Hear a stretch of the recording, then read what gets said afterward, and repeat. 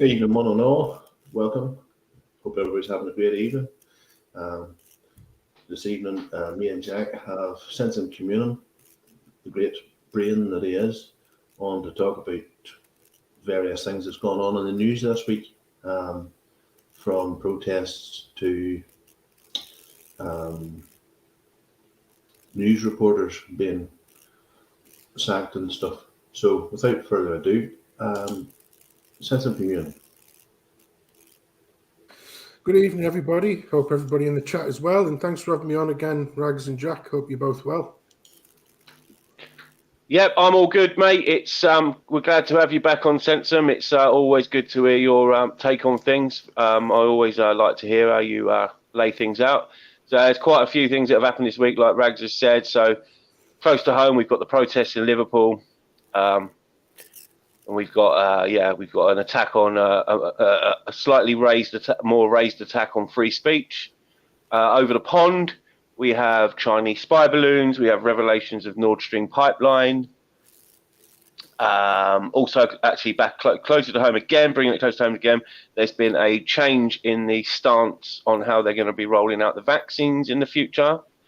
So there's plenty to talk about. So, Sensum, I don't know if you've got anything particularly you want to talk about either. You're more than welcome to bring something up yourself. And, I don't know, let's pick a story and I suppose just get chewing on it. So, what do you fancy, Sensum? Your pick. Whatever you fancy, just go with the flow. Whatever Ragz wants to rate in order of importance, I suppose. Well, Ragz, what do you want to talk about first, mate? I have them lined up. Some of the Bonnie Lad stuff I found interesting today. I always find Bonnie Lad stuff interesting anyway. But let me see whether I've got the right one. This one was from today. And if anyone's wondering where to get one of these T-shirts, you go onto Volodymyr Zelensky's website and you can buy it in his merch. Okay? Yeah. Khaki green. Yeah. You just need to grifter's gonna grift, right? You getting a commission, are you? Yeah. Did you see him and Rishi Sunak in the helicopter with the big helmets? They're two tiny. They look like two schoolboys that had won a competition. You know, they look like they'd asked Jim to fix it for them or something. Thoughts on that one, Sensum?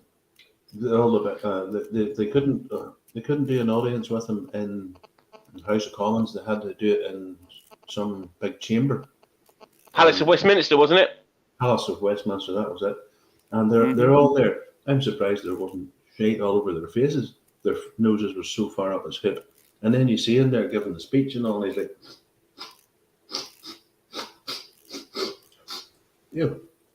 all he needs to do, if he ever needed to just get a fix, he just needs to go downstairs into they've got a sex dungeon underneath the Palace of Westminster.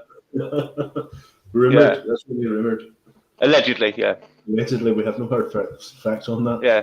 But, they still use the torture instruments that they used on Guy Fawkes. So it's just, they're keeping heritage and tradition alive.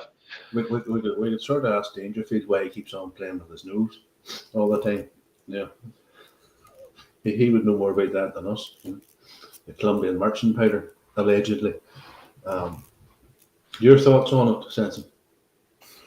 Well, the problem is with the whole thing with Ukraine. I mean, the US installed a puppet in 2014. And obviously Russia, for several years, since Putin's been in power, so what's that, 20 years now, roughly, or maybe slightly longer? And slightly longer. He's been banging the drum saying, look, we're a bit of an entente cordiale. The Cold War's over. We're sort of getting on, making good on our side. We're now sharing our resources with the world. We're doing all right out of it, but you are too, so we're helping everybody out now. So all of these posturing and that now really doesn't need to happen. Yes, we've still got the big boys in when it comes to nukes, but so have you. We don't need to go on saber rattling. That era's now past. Yes, we're going to fight for our own interests, but so are you. And it's becoming more of a trade war, if you like. And you've got a big head start against us.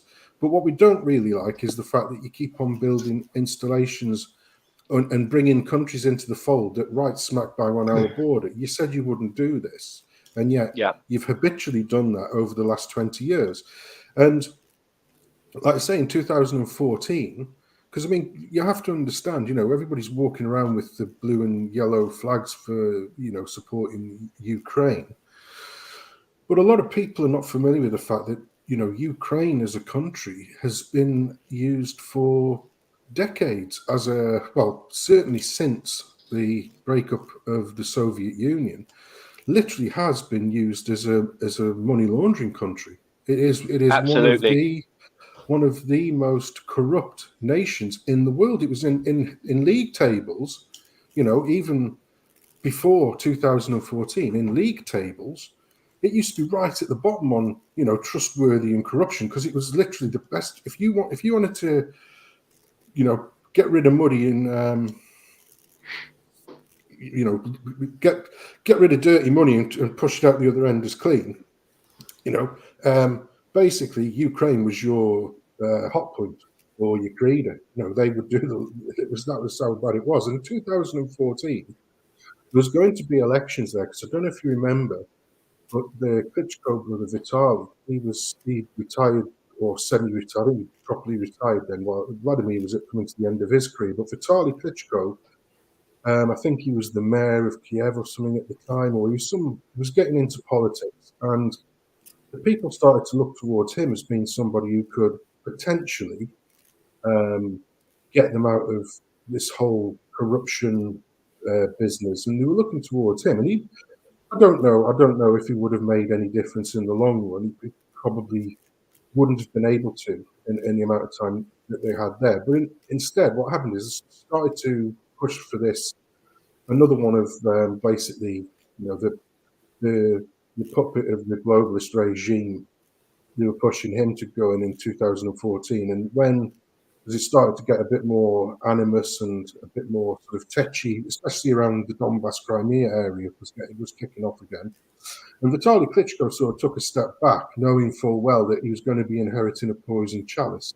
So they put in their little puppet, and then, steadily started increasing the same saber rattling again and animus towards Russia, and starting to treat, certain areas of Ukraine, the landmass, very poorly, So once again, the puppet who they installed, it looked as though he was going to go on the verge of some kind of agreement with Putin, and then as soon as that looked as if it was going to be on the table, out he goes, and then comes the comedy actor, the little pipsqueak comedy actor, the green screen Zelensky monster. Because he literally is a bought and paid for puppet. I mean, you can actually see his strings. So, you take all of that, what's going on there. They just wanted to make sure that they'd installed somebody who could be equally controllable and as equally corrupt as them. But even he, last year, nearly had a wobble, because he thought, shit, we've just been invaded by Russia.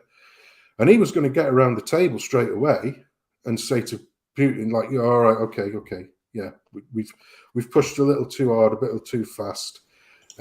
Understand your grievances. Let's come to some kind of entente cordiale. And Boris went over there and says, "You're not doing that, because whilst this is kicking off, it's taking away the heat off me being done for Partygate," because that's when it was at that same time. So there were many different factions, but it suited the United States for this to procrastinate, because only 4 months before they disastrously they basically wanted a replacement for Afghanistan, to basically Sensum, that's exactly where I was going to go, mate. I think they knew they had Ukraine in the chamber, and they were just waiting for the invade. They knew roughly when it was going to happen. So that's when they withdrew from Afghanistan to end that 20-year war. But then knowing they had Ukraine in the chamber, because, like we all know here, it's no secret that America as a economy is a wartime economy. That's when it's boosted the most. They make the most amount of arsenal weaponry in the world. Bombs. It's their main export now, as they've given everything over to China. So there is a new distraction though, Jack. This week, the new distraction this week is they're not calling them UFOs. They're calling them unidentified objects because they're not flying. They're sort of sitting there at 40,000 feet. Oh yeah, we'll get onto the old Chinese spy balloon baloney later on. I've got that I've got that to go. But yeah, Sensum, I 100% agree with that. That they just switched their attention from So Afghan to Ukraine. You carry on. No, I was just going to say, all you have to do, if you look at any of what would be termed the current things, so you've got Ukraine-Russia conflict, you've got the shite we had to go through with COVID, you've got the climate hysteria and this fallacy of net zero, yeah? All you've got to do is just start from the standpoint that these are all feedback loop Ponzi schemes. Basically, all of these mantras and everything that's going out now, whether it was to do with the pandemic, whether it was to do with the climate change bullshittery, whether it's to do with what's going on, like I say, in Eastern Europe, they're all designed to do one thing, and that is basically to take tax money out of the public purse. In the States, I think they've spent something like 100 billion already on Ukraine. Now, Ukraine's not getting 100 billion. There'll be certain individuals in Ukraine who'll be doing very well out of it, none more so than green screen Zelensky. But the whole idea is that they promise funds, but the funds don't go straight into a bank in Ukraine, or they promise arms. What actually happens is this, and the loans as well. You know, as far as it's Ukraine, America's not giving them money; they are essentially loaning this money. But what actually happens is that money comes out of the public purse, but it's actually coming out of even more debt that the American public, the British public, the wider European, and all the other countries that are supporting Zelensky, either financially or through goods going in and out. But what's actually happening is that money doesn't go, you know, it's not like a wire transfer that says, oh, there's 100 billion. Oh, no, it goes through various sort of intermediaries. And each time it hits one of these intermediaries, you know, if you follow the money, there'll be some person high up in some government or organization or wherever who will be getting, you know, for their services, getting a little bit of cream tapped off that. Now, when you're transferring billions, this little bit of cream is in the millions. But what's actually happening is billions of our money and hundreds of, so billions of Yanks, hundreds of millions of our money goes out the door. And then it trickle feeds back millions, which to these individuals who want to keep on procrastinating this is doing them really well. But the net effect is that money never actually lands where it's supposed to or goes to the function of what it's meant to do. It just gets absorbed into bigger and bigger economic circles. It all basically ends up back in management systems like BlackRock and Vanguard through one way or the other. Weapons that go in. And Raytheon and Boeing, Northrop Grumman. Yeah, well, they're the big. All of the armament companies, etc., do quite well out of it indirectly. Well, they're the only one whose stocks are going up at the moment. Lockheed, no. There's a good one from the Woodlander.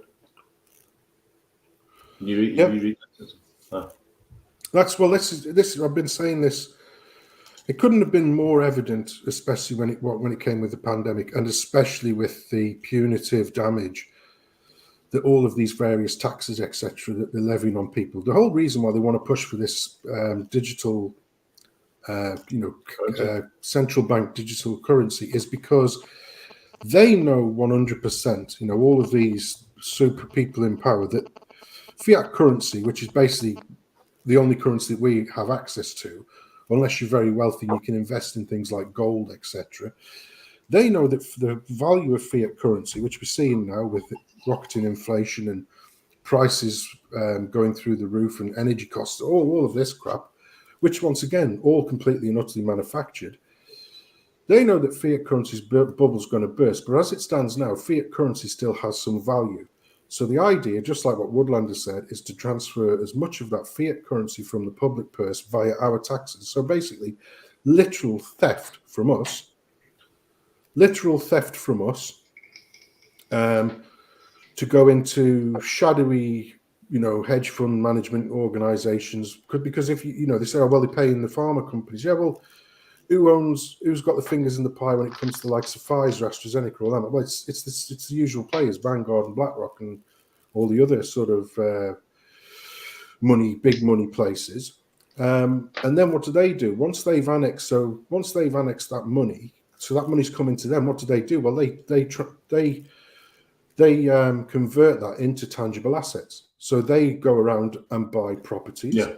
They go around and buy land. They go and buy precious metals, platinum, palladium, gold. They're investing in all of these things and buying all these things, which are becoming further and further out of reach of ordinary people, because they know that when the fiat currency bubble bursts, your mobile phone, your microphone.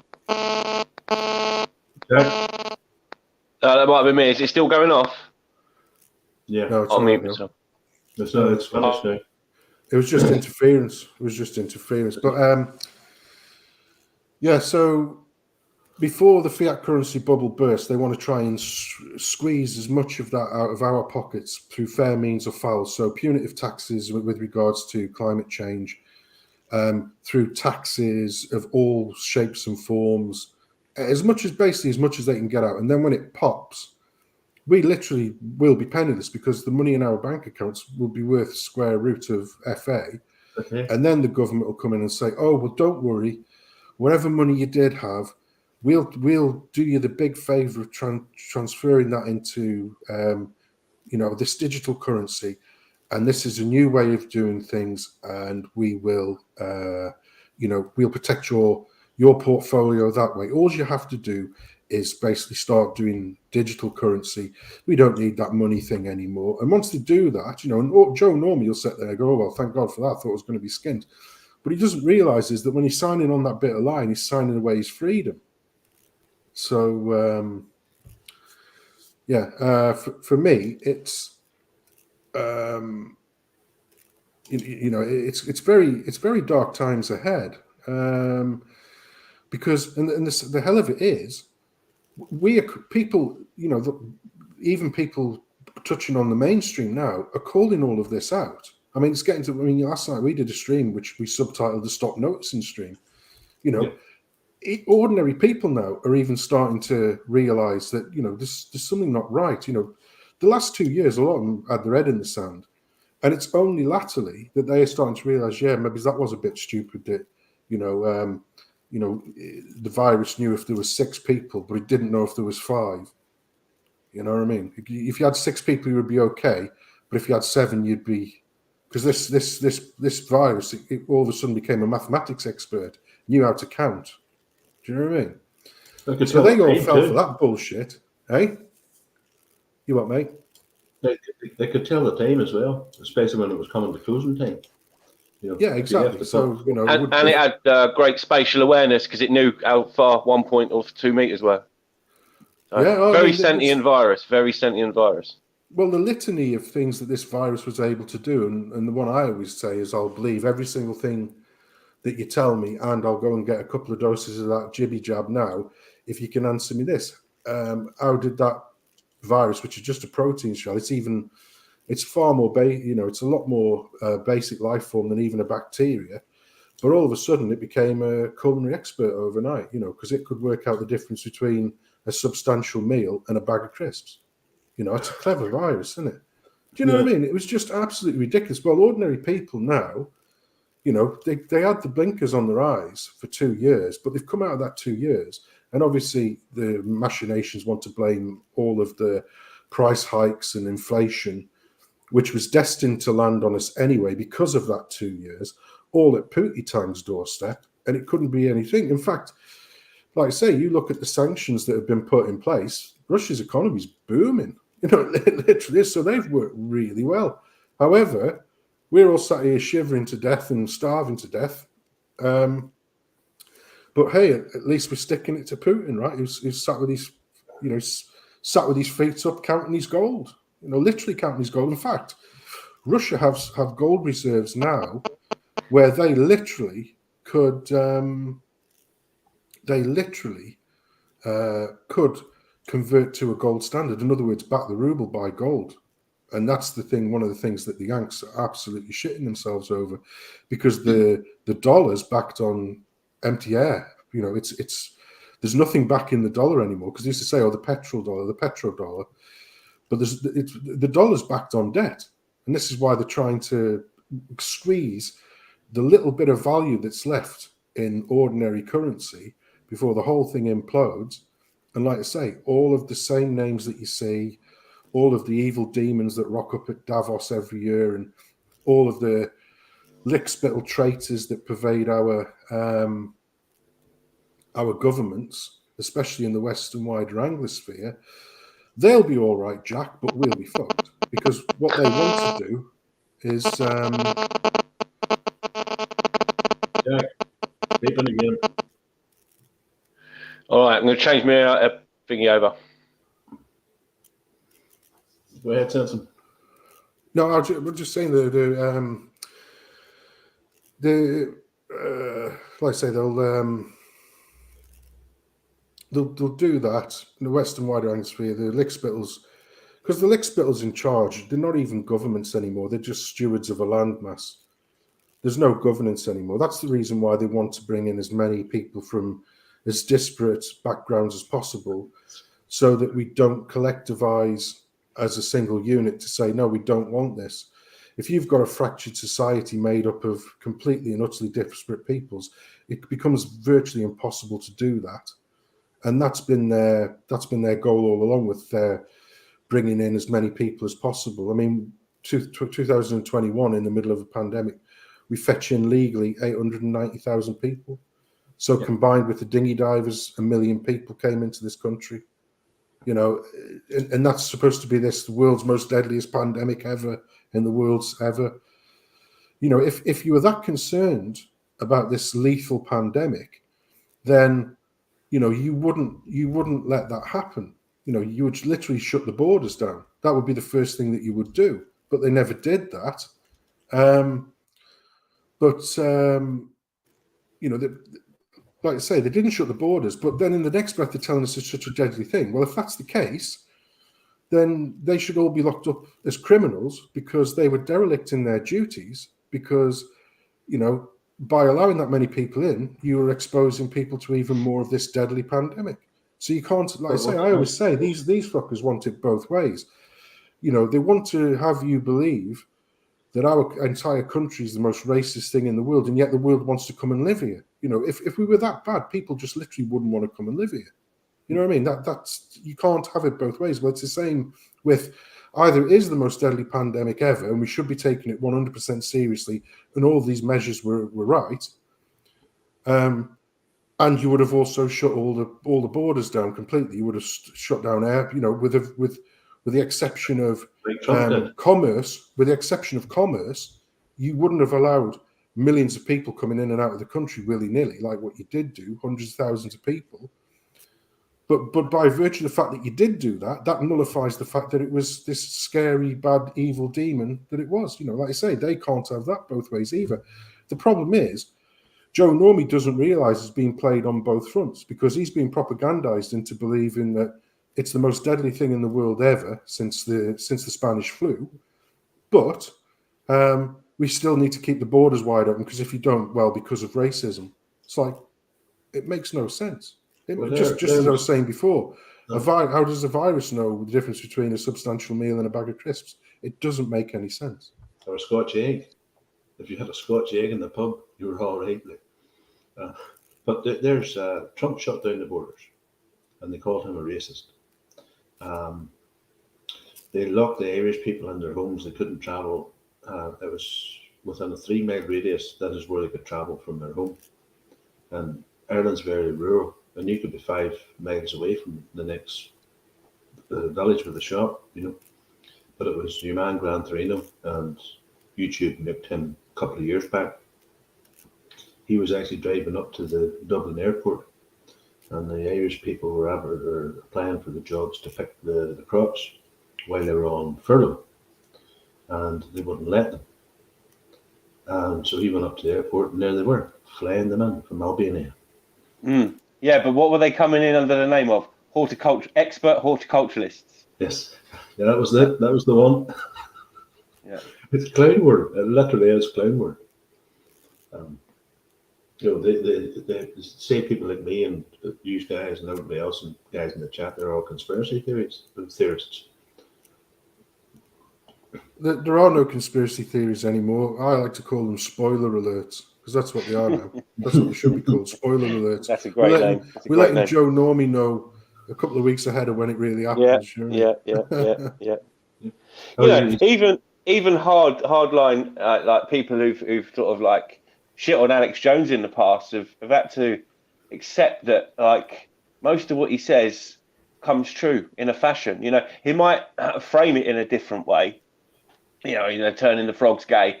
Then they found out that the runoff from the farm stuff and that was making male frogs turn into female frogs and produce eggs. So, you know, he framed it in the wrong way. But essentially, you know, he's there or thereabouts. They've had to accept that, you know.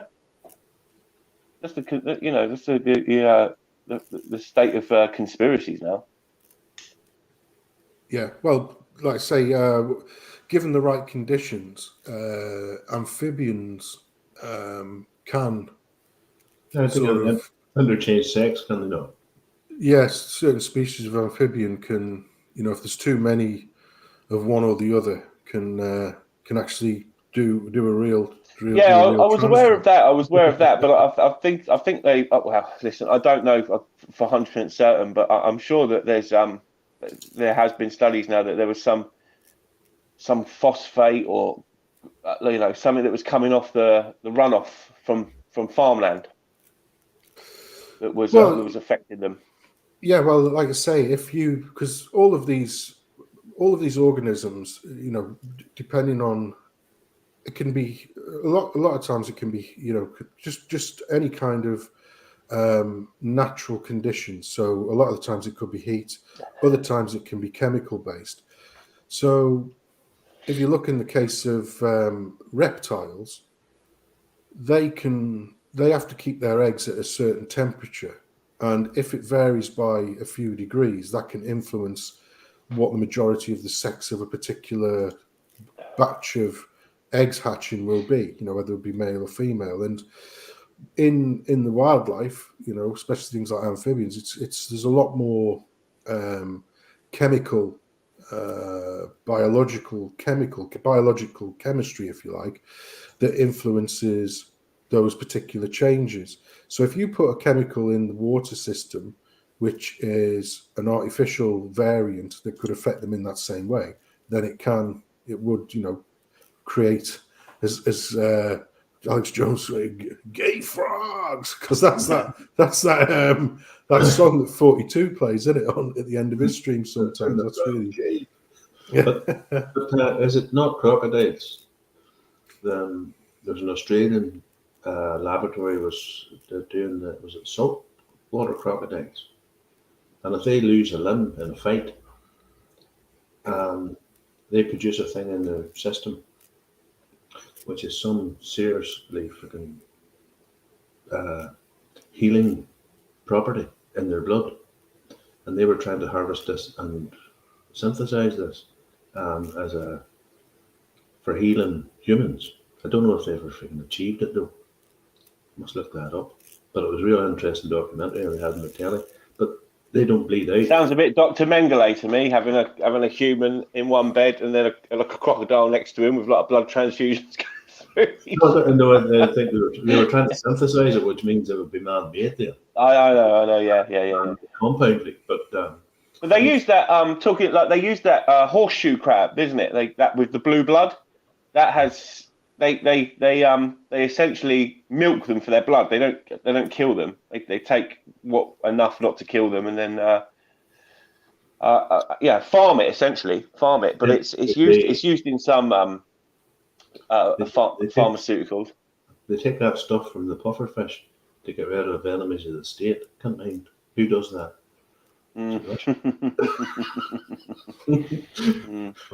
Novichok. Anyway, guys, I'm going to play a video here to get your opinions on it. I just want to see him queue up the right one. So This is from our good friend Bonnie Dad. So that is, yes, that's the one there. Get your opinions on it. Now, this guy apparently is, I think, is he a doctor? Here we go. Feel when people say any people afraid, sure. Any people inside feared, feeling fear. do you feel safe? How do you feel? And the police is protect me very good, but inside feeling fear. This no my country, country and in country. We come here to search freedom, not food, not search that. We respect in all country, but shock. This happened. You're shocked. Shocked. Yeah.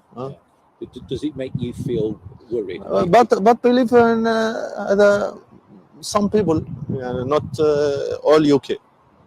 It's a minority of people who feel this way. It's not everybody. No, not everybody. I would like in a person in asylum do anything mistake. We should all the people. Some people good and some people not good. Here, UK, American, any country, some people good, some people okay.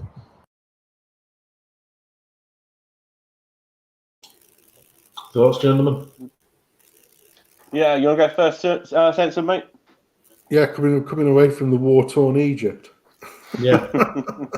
I mean, that was my first thought. It's just, but they. Yeah. Did he say I've not come here for food? I've come here for freedom. Well, we could probably get a few acres with a big walls around it. If they want their freedom, no food, that's fine. I mean, it won't last long. Well, also, look, all I want to say is, if even when the fresh off the boat ones, if you like, before they've been the Care for Calais people have given them the right things to say sheets, so to speak. If you catch them unawares as they come here, why are you here? Oh, because want a better life because England's great, gives me free things. And you've sort of people saying that regularly. So they know that they are here because they see this as being the land of milk and honey. And the hell of it is, in 2000, I think we touched on this last night on the stream I did with Toffee and DJ, and they, like I say, 2018, the number of dinghy divers that were coming over, was in the hundreds. I think it was 400. I think it was 400 and something. Yeah, and what did they do? They gave Serco and this other firm whose name escapes me, but mainly Serco, $4.5 billion to deal with this problem. Now, they didn't give them $4.5 billion to deal with the problem. They gave them $4.5 billion to exaggerate it. That's all the way I can see, because since that money was handed over, it absolutely exploded. And once again, numbers couldn't have been higher during the middle of a bloody 2 years pandemic. They're already coming over in record numbers now. Winter didn't stop them in the slightest. And you get the same interfering organisations like Care for Calais. Well, why aren't you, Care for Calais, working a number on the French government? Why is Care for Calais just making it an easy route to come into Britain? Well, the reason for that is because that's what they're paid to do.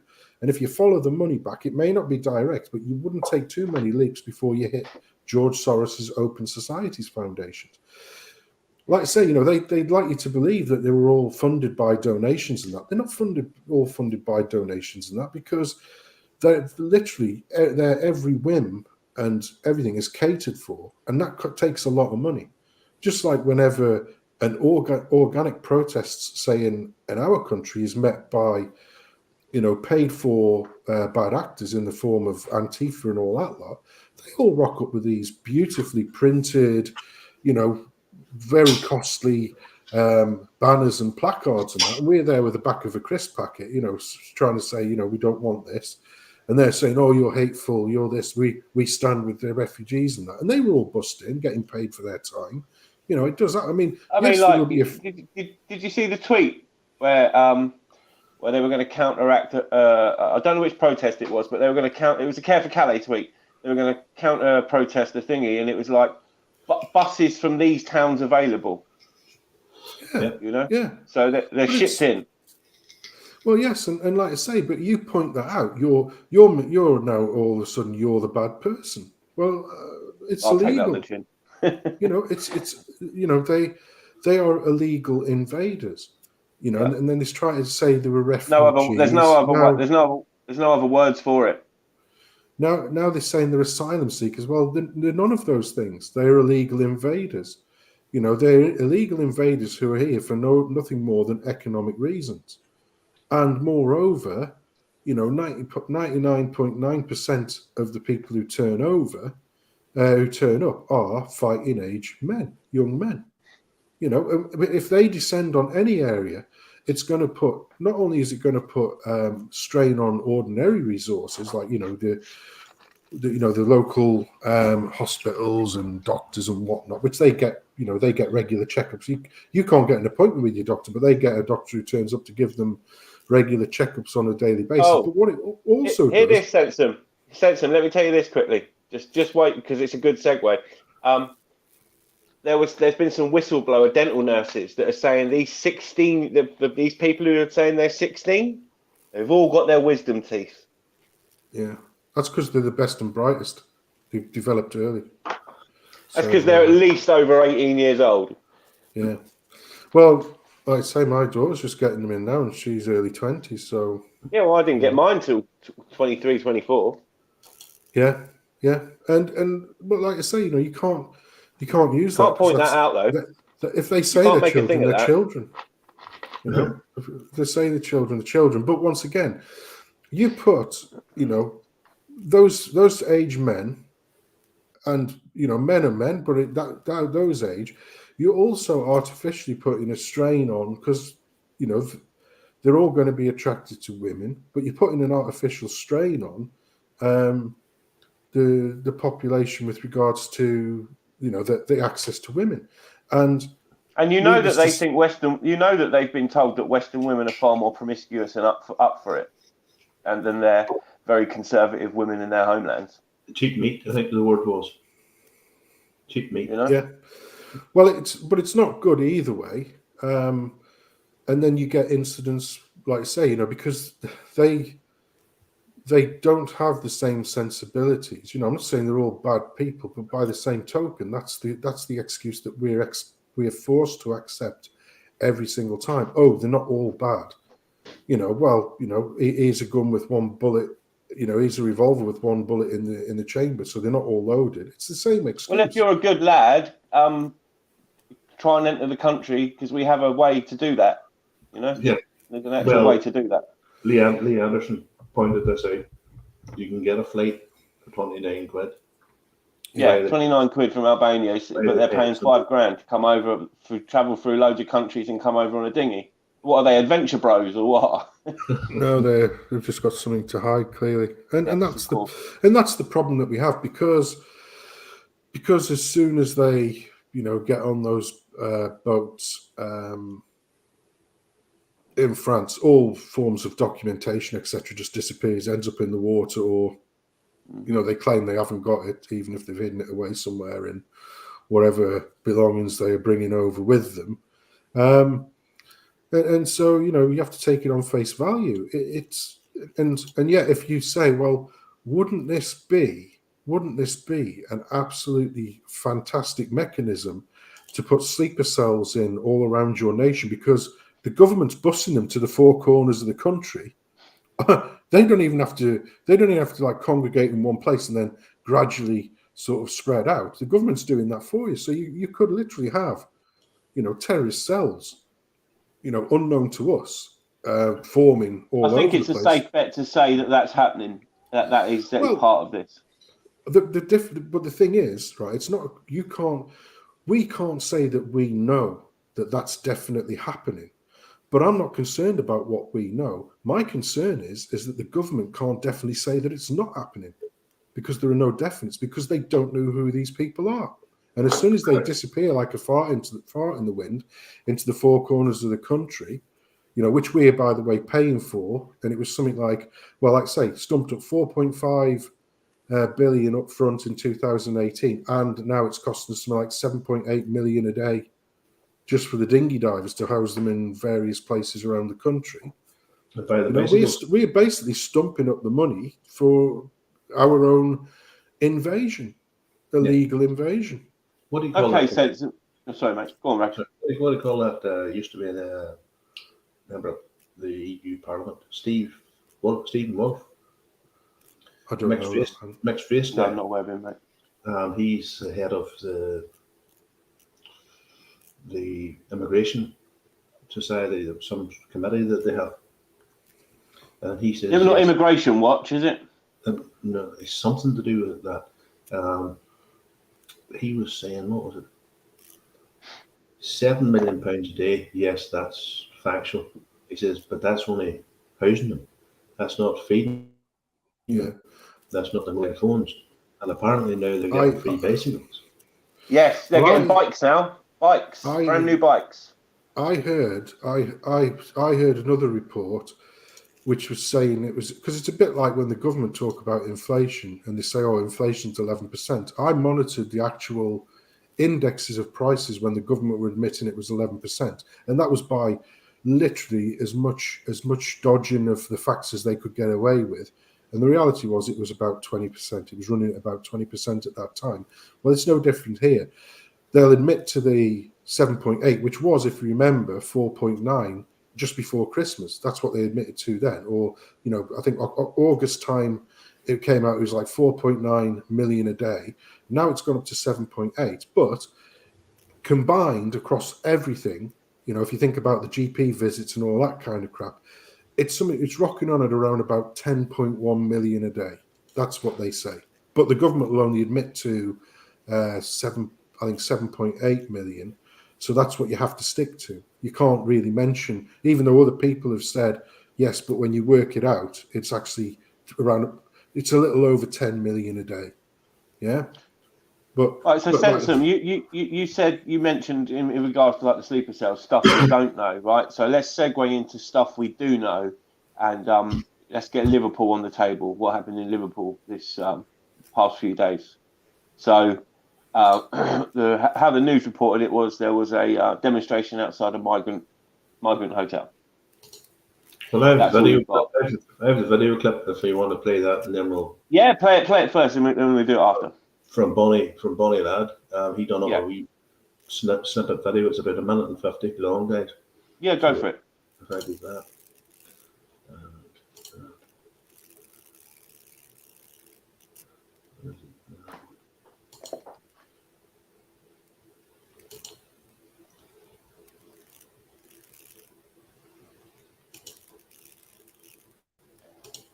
How old are you?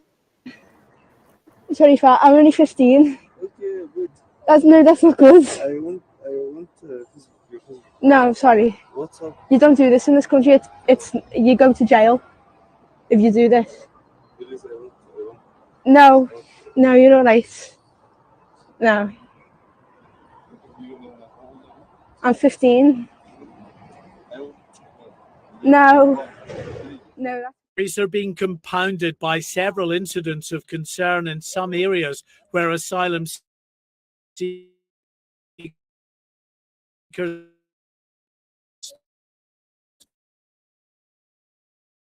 including schools. Us. Oh my! We're 15. You're 21 and you're asking for our snaps. We're 15. Walk on, bro. Walk on. They're young girls, brother. Walk on. Thames Valley Police has confirmed it's investigating this incident. For asylum seekers who followed a group of young girls in Penzance were given strong words of advice, according to the police. A local mum shared a photo of the four men via social media near the town centre and said, "These four delightful men have been following my 11-year-old daughter and her friends around Penzance, taking photos of them. They tried to get on the same bus as the girls, but luckily the bus drove off. She reported the incident to the police, and also she told people to share the story to keep our youngsters safe. Cornwall Live has since contacted the police about the matter, and a Force spokesman has said that the men were spoken to and that they were apologetic for their actions. They were given strong words of advice about their behavior. Strong words of advice, eh? Right. Gentlemen, that fucking boils my piss. Yeah. Strong words Right. of advice. So first of all, the first thing I got to say about the video that sparked the whole Liverpool outrage, that girl was handled herself amazingly in that situation. I have to say, you know, you could feel very, very intimidated in that situation, but she stood her ground, and she said to him very calmly that you could go to prison, you can't do this in this country. And they still persisted. So the intent was there. Yeah, but there's Toffee points it out in the chat. That's only what we're seeing. That's not. Oh, of course. Oh, I know. It's a drop in the bucket. I know it is a drop in the ocean. Sorry, this has just been highlighted because there was pushback. That's why we know about this, because there was pushback from normal dads and brothers and husbands and anyone who's got a female relative of that age who could be put into that position. Where was it, Ragz, that there's that gym in Ireland? Yeah, there's a gym that is offering a passenger service to take their female members, the young girls, to and from the gym because they're allegedly harassed every time. So a young nurse allegedly on her way to work. She was a member of the gym, but on her way to work, she walked past the gym. She was assaulted. So the manager of the gym has hired a minibus. So anybody who wants to come to the gym, they just phone up, and one of the staff members in the gym actually goes out and picks them up, and then leaves them home. Now, and then where is that right in any polite society? Welcome to Britain 2023, brought to you by a Tory government, and it looks like Labour will be our next government. Where you think things will be any better? No. Rel, sorry, Sensum. I just seen Rel's name pop up there. Sensum? Yeah, well, the other, what Toffee was saying is true. It's clearly it's happening all over the place. We're only getting to see the ones where there's either evidence supporting it, or the kids haven't just run away in absolute terror. These are the ones where you've got people with calm and in fairness, the girl in the main video, the video where it's sort of kicked off the mither, she's saying to him to his face, look, you're not allowed to do that here. This isn't the done thing, and yet still wouldn't piss off. Continually kept on trying it on. Do you know what I mean? And it's the same in that the second video where it's saying like, you're 21, you're really, you're not supposed to do this thing. Well, the other thing that really boils my piss about all of this, I mean, not that it wasn't already at gas plasma, several years ago, is that the excuse that the excuses that come out of government offices and also police, when they don't prosecute these demons, well, first of all, there's probably not the prison places for them anyway, because they're already full of bloody foreigners, our prisons, as it stands now. But they'd say things like, well, we didn't want to take it any further because it's just cultural. So we basically, because they've come from countries that don't have any kind of moral fabric or have the same standards as we do, we just have to let it slide. You're evil if you want us to try and prosecute these people because it's just cultural. Well, once again, you can't have it both ways, because if that was the case, I, as a British citizen, should be able to go to Saudi Arabia, and if I get absolutely smashed on beer or whiskey or whatever, and the Saudi, you know, the Saudi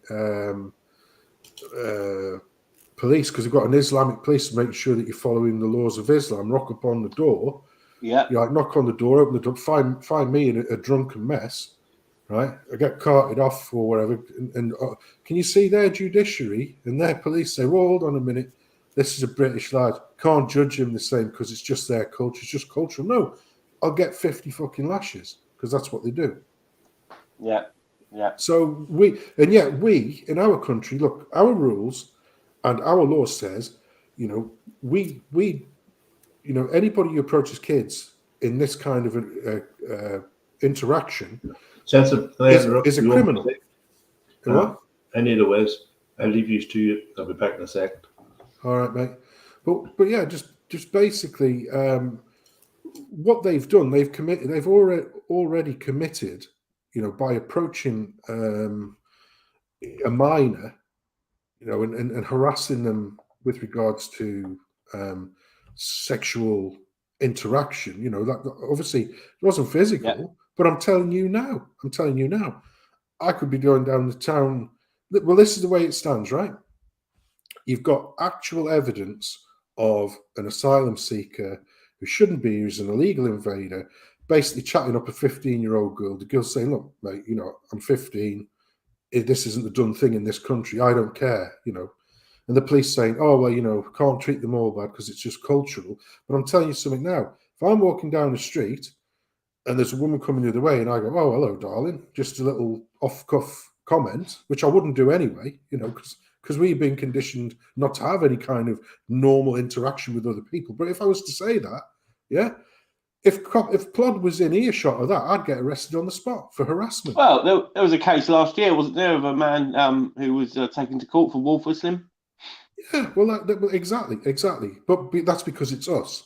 So they'll smash us over the head when it's, you know, if we're protesting and being locked in our, you know, confined during lockdowns, it's billy clubs upside the head, full riot gear into the back of the van. Same time, not a super spreader event, mostly peaceful riots happened with BLM in London. All right, police are there, short sleeve shirts, taking the knee, dancing along with them, having a right royal time. This is where we are. The police are government enforcers now. They're not there to. The police aren't there to tackle crime. They're not there to protect you, or to arrest people, or to catch robbers or thieves or burglars or rapists or murderers. The police are there to protect the people in power from ordinary people like us who point out the fact you are all traitors. The government we have now is just a criminal organisation, right? No better than a mafia. It's exactly what it is. It's a mafia. It's run like the mafia. And the police are just their enforcers. So I have absolutely, like I say, no time whatsoever. But once again, you know, they'll excuse it under the, "Oh, you know, you can't judge them by this." No, we do judge them by the same standards. That's why they're there. We can't choose to waive laws because you wouldn't waive a law if it was me. You would have me banged to rights straight away. But we have to excuse all of these flotsam and jetsam that rocks in because, oh, it's just in their culture. No, sod off. Maybe well, put it this way, if that's in their culture, maybe that's another reason why we shouldn't be letting them in.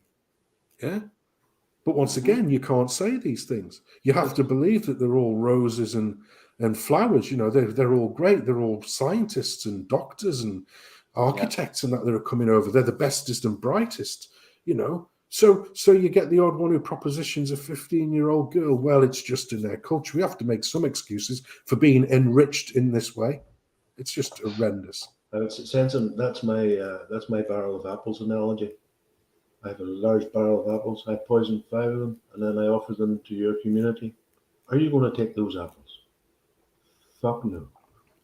No. But once again, and this is why. Whenever, and I've been saying this all the time, when you look at all of the other things that are going on with regards to, you know, the stuff that happened down at the Tate, where I think PA activists were present to campaign against the drag queen story hour. You know, you had people there, representatives from that bloody hope not hate thing, and they're supposed to be championing the causes of people.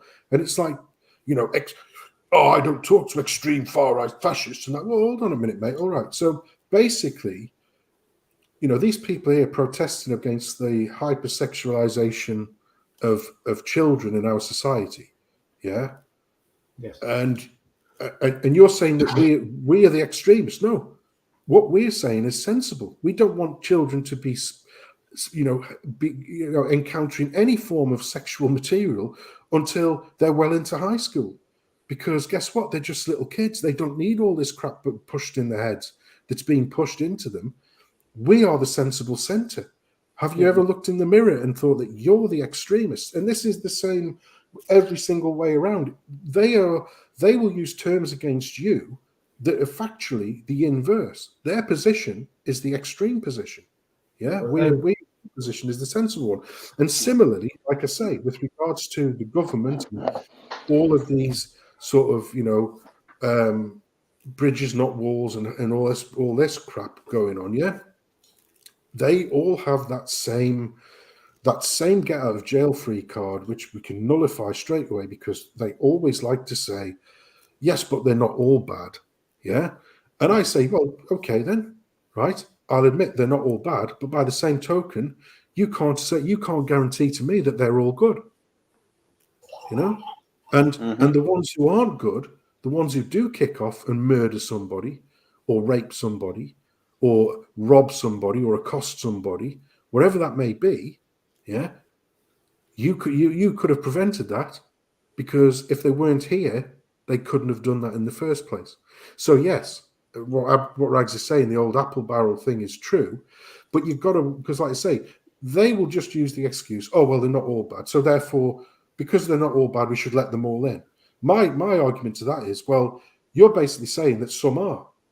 And can you guarantee and identify which ones are? Because if you're not, you're basically playing Russian roulette with British people's lives.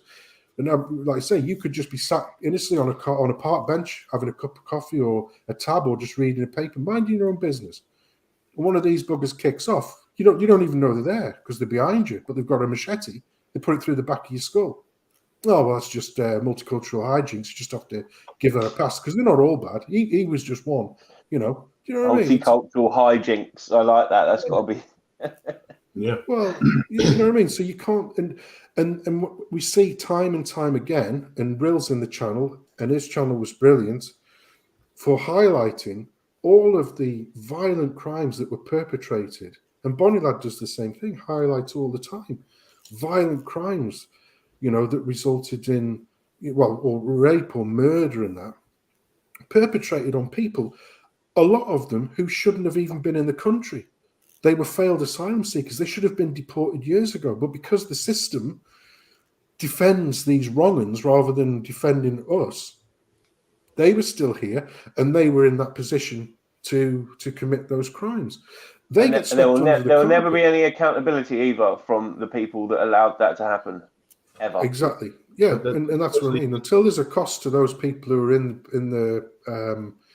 the channels of power, yeah, it will continue and it will exacerbate, because there's no accountability.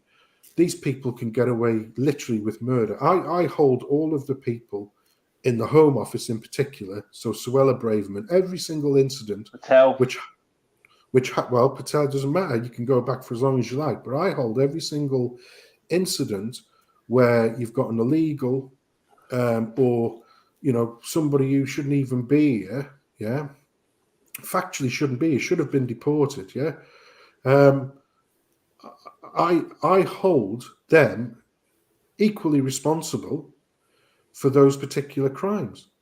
So I'm saying now, you know, every person since Suella Braverman who's been attacked and hurt in this country from foreigners who shouldn't even be here, you're equally culpable of those crimes, because if you'd have done your job and they weren't here, they wouldn't have been here to commit them in the first place. That's the inescapable truth.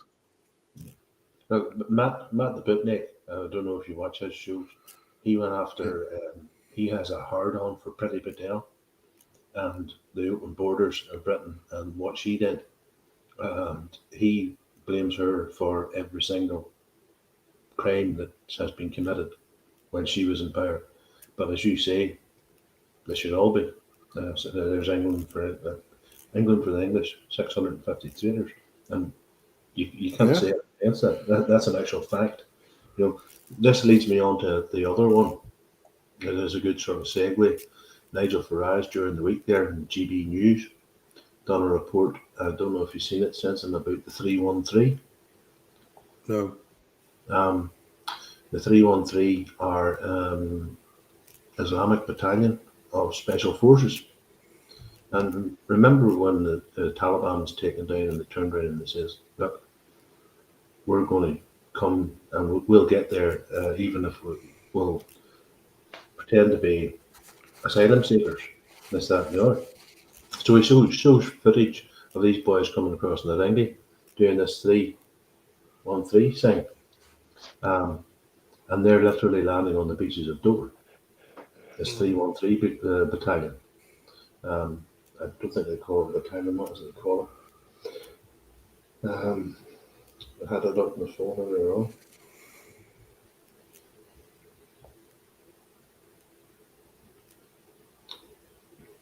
The Badra 313, and they are supposed to be literally brutal. You know, the hacking. What's a bit like MS-13, the Central American gang, yeah? No, these are actually trained soldiers. Right. Okay. Badri 313, and Nigel Farage, GB News done a report on it there. Apparently, there was supposed to be a report out last night on GB News at 8 o'clock, while we were all watching Sensum and the boys, about the cover-up of the grooming gangs. Oh, it's out there. They've aired it. I'm going to probably watch it after Is it this still stream. available? Does anybody know? Yeah. It's available? I'll send you a link. Ragz. No problem. That's great. So now, Sensum, your thoughts on that? Well, you know, I have very little time for Nigel Farage, if I'm being honest. I think he's been the gatekeeper in chief for Years. several years. I agree. He 2 times over had the opportunity to destroy the Tory party, and we need the Tory party to be completely and utterly destroyed and wiped out, because while they exist, you know, that people have this false assumption that it's a right-wing party. The Tories haven't been right-wing since John Bull Major got in power. Yeah. That's right. So and even then, Thatcher wasn't even. Thatcher was, you know, at best a centrist. You know, it's like a centre on the, you know, the sensible centre political spectrum. We've not had any far-right parties in this country, none whatsoever. Yeah. The whole notion of left and right is now redundant, because there's a convergence now. All of those parties are now one and the same. You know, the Una party. The same. Yeah, the Una they party, are right? the same. That was So- Bull in the 30s. Was his party was what was it? Yeah, I'm talking about parties that have actually had power. Yeah, that's what. But any party that raises its head on the right gets swiftly chopped down. Well, say, you know, this is because we allow them to use those terms. So whenever they talk about patriotic alternative, they can't just say patriotic alternative. It has to be far right fascist. Well, patriotic alternative. Okay, well, I'm glad you brought up patriotic alternative, because there's a little side on this. The Guardian did a report on the Liverpool disturbances, and the headline was something like disturbances are far right group patriotic alternative were behind it, and there was no one from patriotic alternative there. So Laura Taylor contacted them, and then they quickly deleted patriotic alternative out of the headline. But there you go. That's how disgusting the people legacy media is. The people who were there, right? The ordinary people who turned up, the people from that community who were horrified. The dads and the brothers of the girls. Yeah. So they turned up, right, to protest something that was abhorrent and shouldn't have been tolerated. And like I say, As soon as that bloke was nabbed, instead of people saying, "Oh, I bet he was really afraid," that he should be deviant. He should be afraid. He should have been thrown out of the country. This is where we're at. So once again, the antagonizers in chief, because once again, people think that the police are there, that the police turn up in order to keep factions apart from one another and to maintain order. A lot of the police there now are basically, well, if it kicks off, let it kick off just till the BBC get enough footage to, stamp out or to put a bad slant on these protests, because that's what we need. We need to be showing these people in as bad a light as possible, so it dissuades other people from doing the same thing, which is basically dissuade them from standing up for their own rights, because the system won't stand up in their place. The system, like I say, the system. Well, the people that were there, up for the people. The people that are meant to be there to represent the people, not standing up for them. Oh, I'm colour me shocked. Yeah. So, but like I say, Farage had the chance to destroy the Tories 2 times over, and he took a step back. Richard Teese is of the same bloody mantra, even though he's saying, "Oh, and I won't not stand in Tory seats." Yeah, because the Tories are stuffed anyway. The Tories have got no chance. I think you saw the cut of Tice's jib when he was asked about Andrew Bridgen. So I've never really had time for Tice anyway, to be perfectly honest with you. Well, don't like the him. thing is, everybody talks about this Tice bloke. What's he? The Reform Party, the Reclaim? I can never remember. They've all got some stupid name anyway. Yeah. But Tice was one of the lock me down harder, jab me quicker monsters during the whole pandemic. So he's not on our side. He doesn't care about freedom in the real sense. He wants controlled immigration, which basically means there won't be any controls because there aren't now. He's not our guy. Once again, you've got this party that's coming up that's once again not. I think again when things like reform come through, I'm almost certain they're astroturfed. They're pressure valves. That's the one I'm looking for. He's a pressure valve. Yeah, so it gives people who can't bring themselves to vote for Labour, but are completely disgusted with the Tory party. Instead of those people sort of doing their own research and landing on, this patriotic alternative looks like, what are they all about? Oh, well, these a 20-point thing. Oh, I agree with that. Oh, I agree with that.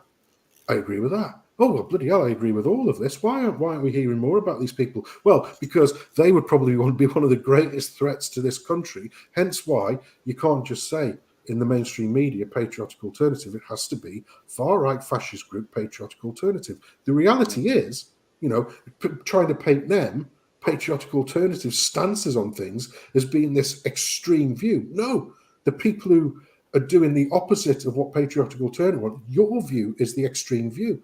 Patriotic alternative's view is the sensible view. We don't want the hypersexualization of children. We don't want uncontrolled million people in 2021 during a pandemic coming into the country for no good reason. Yeah. Once again, it only serves to do one thing: keep wages artificially low and to basically atomize vast swathes of the country into smaller and smaller communities, so that there'll be no cohesion to stand up against the tyranny, which is, in our stead there, those 650 criminals in Westminster. And like I say, even the power base, so they now, they are not a government. They literally are stewards of a landmass, and they get told what they should be doing with this landmass from on high. They get their instructions from globalist organizations and regimes heading towards, the whole conspiracy theory thing, spoiler alerts, as I call them. Yeah, because, like I say, they are criminals because, every single time there's been a straw poll on immigration, it's always been resoundingly, we don't want any more. Yeah. If you were to do the same thing with regards to net zero outside of the M25, I'm going to tell you now, and even then, a lot of people within the M25, it's going to be, we just don't want anything to do with that. We think that's going to destroy our country. When it comes with all of the other crap that's going on, all the other stuff that's been enforced on us, like 15-minute towns and cities, which we're not being asked about.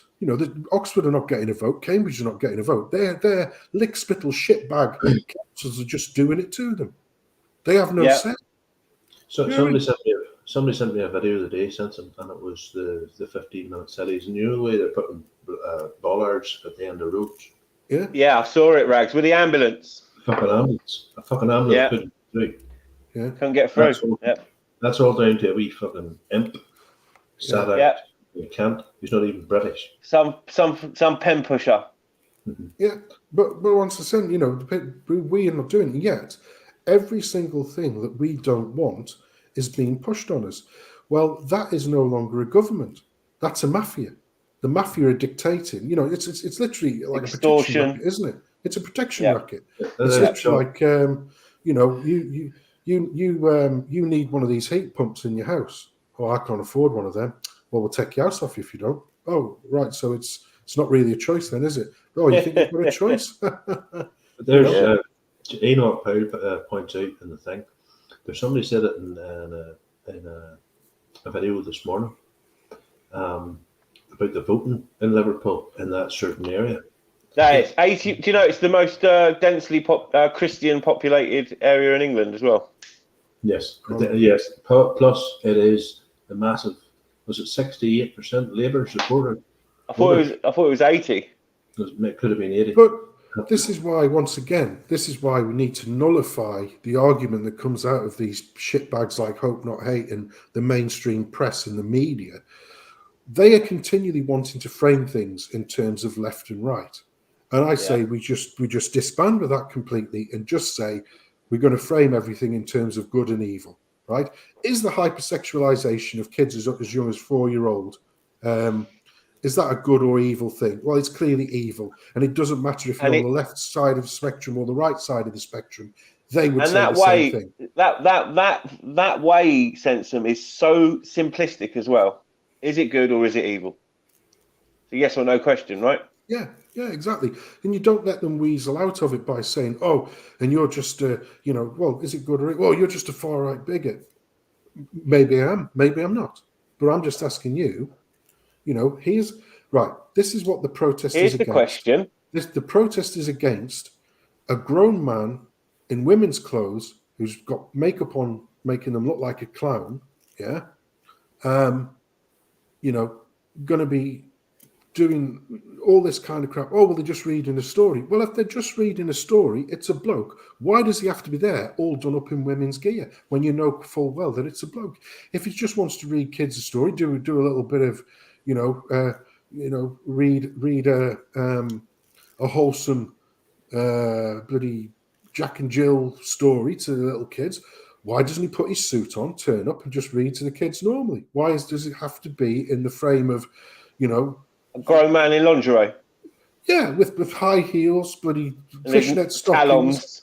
Talons. You two are old enough to remember Jack and Ori. Yeah. There was a woman, she used to come on and read stories. A little old lady. And men came on and read stories. Yeah. There was no men in dresses, and there was no women with their breasts removed, with green hair and a ring through their nose. Even when my daughter was growing up on CBBC, they used to have like a reading thing, and it would be celebrities, but they didn't have drag queens. It would be Tom Hardy one week. Yeah. Well, like I say, this is so. You say, right. Well, we're here because we don't think that's a good environment or a good thing to expose children to. Mm-hmm. You're here to counter-protest us. So I'm asking you how you don't see what's going on there as being inherently bad for the child, hypersexualizing the child. How can you, it's not a question of left or right. I don't give a shit about that. Is it good or is it evil? Yeah. And it is inherently evil. I'm not, that's it. You need to tell them. I'm not here from a political stance. I'm here from a moral stance. Is this good or is this evil? Yeah. And you can't. And I think I've never thought about it being put that way before, Sensum, but it makes so much bloody sense And also, it drives them into an apoplexy because exactly they short circuit. They don't know how to come back to that because no, I'm not here from political stance. So just I'm here on moral grounds, and I just want to ask you a question. I'm here protesting like grown man in women's clothes, women's children, hypersexualizing them. Is that a good thing or a bad thing? It's great. It's a great way. Another thing, which you've got to take that off to DJ Resisting the Lies, the stuff, the absolutely hideous stuff that he uncovers in the Scottish Parliament. He puts in the. I tip my hat to DJ. He really puts in the legwork, and I find his channel really interesting. So DJ, if you're listening, well done, mate. Well done. Well, they had this survey, and it was for the teaching staff to put to kids, sort of 5-year-old or whatever, there's some age bracket. There was 5 or 7-year-old. I can't remember the exact lowest bracket, but depending on which age group it was, they had to give them surveys. And even on the lowest bracket, I had questions in there like, how often do you touch yourself? And and I'm like, what on earth are you doing? Asking kid, because kid probably wouldn't even think about it. But now you've put that little seed in the mind, and that's what it's all designed to do. It is inherently evil. They want kids younger and younger and younger thinking about things that they should be protected from until they're well into their teenage years. Yes. And if you're the person who's campaigning for this to happen, you are an evil demon. I don't give a shit if you're left wing, right wing, or wherever. You are an evil demon. Sensum. The problem is, as one guy pointed out, he was a medical professional. He said a child's mind between the ages of, is it like 2 and 6, is like a sponge. It's where the brain grows the fastest in that time period as well. It's the fastest the brain grows. The information you pump into there is retained, and that's why they go after them. But then, as Dangerfield talks about the slow march through the institutions, from schools, now I have videos sent to me, and it's Irish teachers saying about what they're being told that they have to teach in school. Literally. Have you got some of them lined up, Ragz?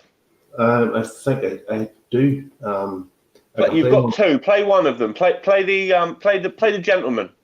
Play the gentleman. The female teacher or the male teacher, whichever. All right. You choose. I thought the guy's testimony was a bit better than the female's. His was better. So if you give me a second here.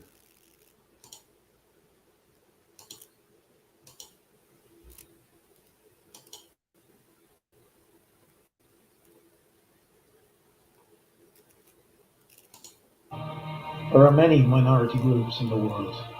Religious minorities, ethnic minorities, for example. There are many people who experience discrimination in the world based upon their age or their disability or their right to exercise bodily integrity. But when one particular minority is being shoved in our faces, you can be assured that there is an agenda behind it. As a primary school teacher, I'm very much aware of the agenda to push gender ideology in our children's faces. I'm very much aware of the agenda to change the basic teaching of biology. I'm very much aware of the agenda to sexualize our children. Stand up, speak out, and please protect childhood.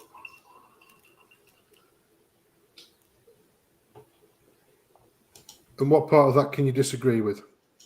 Not a single one. Not a single bit, mate. Not a single bit. Did you hear that? Okay, guys. Using the Telegram to actually share stuff, but no, totally. There's the female teacher, and she's literally saying that she is being forced to teach this stuff. Yeah, and does she go into some of the actual material that they're being taught as well? She's talking about certain penetrations and stuff and things that they can do to each other or should be doing to each other at the age of 6 and 7. Yeah, I mean, I saw this sort of crib worksheet, and this was for 7 and above, and it was telling them which root vegetables were best to use for masturbation for girls. Yes. Yeah. So it's demonic. I mean, how is that not evil then? You know, how is that? It is. It's demonic. So we can't allow them. We can't allow those fuckers to try and frame things as being a left wing or a right wing issue, because it doesn't matter if your natural proclivities would be on the socialist side of the spectrum, so left wing spectrum, or the capitalist sort of Tory, real Tory side. What would have been, yeah. Both of the people, ordinary people, irrespective of where they might land on a political spectrum, would all agree that that is absolutely evil. Yeah, it's filthy. Gentlemen, we're all fathers here. Now, if I thought for one moment that was being taught to my kids was all up and gone out of school before all this crap came. Yeah, I'm glad that mine were as well. Those teachers know that I would be straight out and on school with my fucking hand around their throat. You'd be in an orange jumpsuit before the night was out. Yeah, and justifiably, wouldn't it? I mean, this. Well, this I'll be in the cell next to him, Sensum. Yeah. But now, 42 does point out that this is actually in the north as well, and a lot of the schools in County Down. Now, I remember in 2015 they brought it into the primary schools in our local area, especially up around Coleraine and all. And within about 4 days, the parents had surrounded the school and says, "You are teaching our kids this," because they're still up here is more church-going, Christian people. And well, I was going to say, Ragz, I can tell you 100% that the school that my partner's child goes to, St. Patrick's, so you can guess what that belongs to, does not teach this stuff. Yeah. I mean, I speak to the lad, and I'm like, it doesn't appear to be there any wokery going on in that particular school. I don't know what it's like in England, Sensum, but I would say it was supposed to be brought out across England, Scotland, Wales, Northern Ireland, and the Republic. And I think the Republic got it first, and they had massive demonstrations in Dublin to stop this. Now, the powers that be then sent out the minions, the Antifas. Yeah. And literally, they attacked mothers. This was a couple of years back, maybe 3 or 4 years back. They were attacking mothers with prams because they were out protesting about this in the education system in Ireland. Now, Jesus Christ, people, I know I'm a bit of a degenerate. Jack will tell them 3 sheets to the wind most of the time and completely nuts. But I know right from wrong. Yeah. As you say, Sensum, who are the people that are pushing this? Well, it's the government, yes, but our government don't run anything. Our government are run by entities.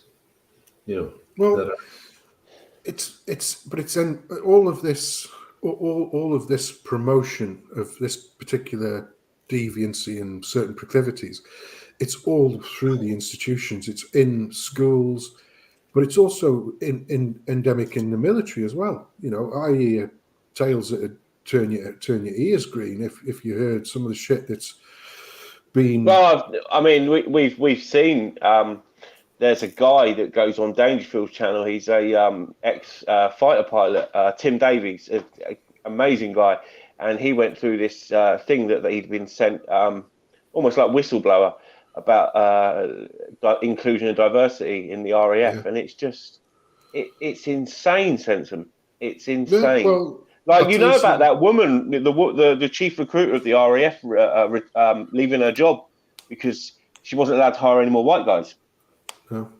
But it's also, they are elevating certain types. Basically, they're elevating box ticking. This literally is the classic. If you want to try and promote a sort of a police state and a you know, a walled-in state. You've got to promote the most dysgenic, ordinary people who would in normal, ordinary society would have been shunned.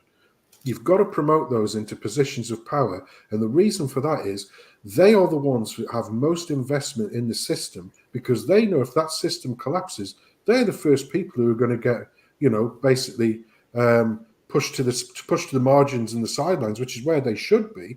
But when you elevate them, a la the French Revolution. Well, you know, you could say that, but without the beheadings, without the guillotine. Well, no, but the thing is, the French Revolution was essentially using that toxic version of bio-Leninism. You know, that the whole. If you think about the French Revolution, it was that Marx essentially based his communism on. Yeah, as David Starkey says, Dr. David Starkey says, nothing good's ever come out of France, and he's absolutely right. You know, don't get me wrong. I do like Brie. I do like Brie. Don't dislike our French brethren, because their administration is as equally corrupt and culpable. So you as mean any sort of ideology coming out of France? French ideologies is shite. Yeah, well, the whole notion of communism, Marxism, whatever you want, is all based in, you know, essentially comes from the French Revolution. And once again, once the revolution had happened, the ordinary people, you know, the Joe Public, if you like, this, because they said, right, we've had enough of this bullshit with these bloody criminals, these elite criminals, yeah, we've had enough of that. We're going to do it our own way. And once that had finished, once essentially they became a republic, you know, rather than a monarchy. Go on, tell me they turned on each other. Well, no, well, yes, but the thing is, once that happened, the new people who would put themselves in the place of the monarchs immediately understood, right, you know, because they used to call each other citizen, because Robespierre was one of the main, you know, Citizen Robespierre was one of the main protagonists in the whole thing. But he understood straight away, but these ordinary people who turned on the monarchy, and justifiably so, because they became a tyranny. Well, we'd like to become the new tyranny, but say it's in, you know, citizenship. Was it liberty, fraternity, equality? Yeah, that's their mantra. But we know that we basically still want to do exactly what the monarchy was doing before, whereby we have like a ruling class, which would be us, and they would still be the serfs that we'd shit on all the time. Well, they'd probably rise up against us, but in order to prevent that, what we really need to do is promote the most dysgenic and compromised people that we could possibly find, because if we do that, they'll have the most investment in that system, so that any and that's across the board, so national and at the village and all that lot. So people they'd elevate these absolute demons to these positions of power, because even if there was a micro rumbling of dissent, saying, "Oh, come on, this is no good," right? Like, stamp it out. That's what they're doing now. So in the military, and I was amazed, because I was, like I say, I was told, you know, certain, you know, that, you know, the T part of the alphabet community. Yeah, my favourite. There's quite a few of them making their way steadily up the ranks in our military. I mean, you've already got a 4-star admiral. So we're going to have a Rachel. Well, sorry, don't know what.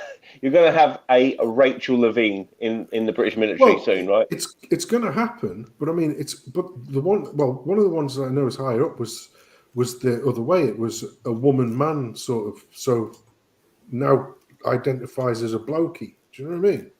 The vice versa. Yeah, but what I'm saying is, if you've got a system that you know is absolutely corrupt, yeah, these people, like say, these people are being elevated into those positions of power because ordinarily, in a normal functioning society, they wouldn't be promoted into those positions. You know, it just wouldn't happen in a normal organic society. They wouldn't, you know, they might be tolerated, but they certainly wouldn't be pushed into positions of power. And yet we see this happening all of the time, because it's a self-protection mechanism by the system, because they know that these people have far more to lose if the system collapses than even the people, you know, the globalists or the elites and that that's pulling the strings, because they'll go back to being, you know, the eschewed minority. So they will fight tooth and nail for the system, irrespective of how cancerous or awful that system is. Yeah. No, I can't do nothing but agree with you there, mate. Yeah. Right, guys. It's funny. What's up? It's 8:30. You said you needed to shoot. No, I can rattle on for a bit longer. Right, Yeah, DJ isn't streaming tonight, mate, so you're all right if you want to run a little bit I want longer. to play this one for you, and this is another one for Bonnie. And these people, to me, are literally vile. The middle class twats that always go, yes, but refugees are welcome here, you know. I said, right, okay, and put 2 or 3 of them up in your house then. Oh, I don't have the room. You don't have the room, yeah. Oh, no, I'm renting. My landlord wouldn't allow it. Right, 1 second, guys. Sorry, it makes me quite emotional. I just think, why are they doing it outside where vulnerable and traumatized people are trying to live? Right-wing fascists, bullies, intimidating people who have been housed in this hotel, who've gone through trauma, seen families killed, raped, come from war-torn countries, terrified, drowning to get here. And you've got these people saying they're not welcome here. Oh, blame them, or they're taking our jobs, or they're taking our health service. No, they're not. The health service has been taken by the Tories, who've been putting it into the ground for the past 12 years. And as long as they can keep the profits and they can privatise it, don't be blaming these people. You need to put the blame where it really lies. Our asylum system is a joke. It's an absolute disgrace, and it treats people inhumanely, but it's all we've got at the moment. And the idea that fascists down there are trying to undermine even that is not an option. So we've got to be here in numbers. These are our brothers and sisters in this hotel. The fact that they could be intimidated or hurled abuse at is just not acceptable. Fascism is not welcome here.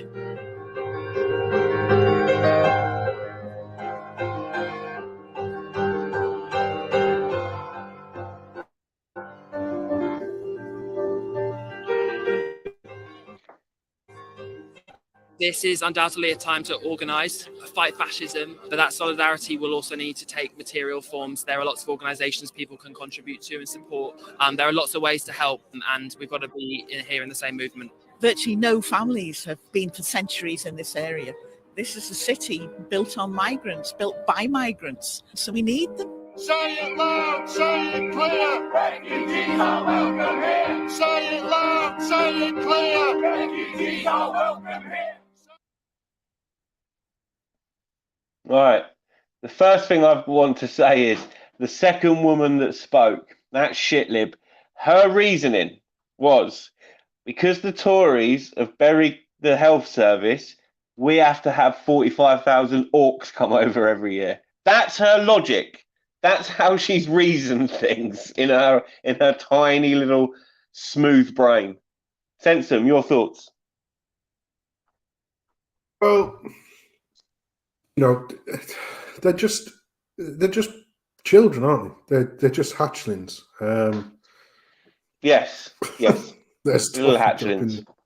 Well, you know, the woman's like literally ringing around, you know, saying, "Oh, those poor children in there, you know, frightened for that." There's no fucking children in there. They're all 20-odd-year-old men. The whole reason why the protest started in the first place is because an actual child was propositioned by one of these men in there. You know, but you're going to defend that?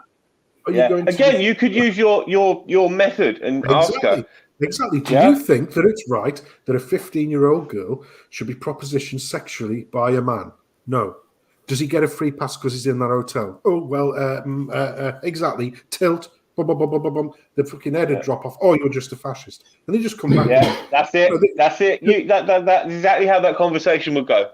Yeah, so they know that it's inherently, you put it, like I say, you've got to stop them from using any kind of terms such as left and right, far right, whatever, and say it's in good, it is in good and evil. So, okay, love, do you think, like I say, a 25-year-old man propositioning a 15-year-old girl for sex is a good thing? No, it's horrible. But he gets a pass because he's in there, does he? oh, well,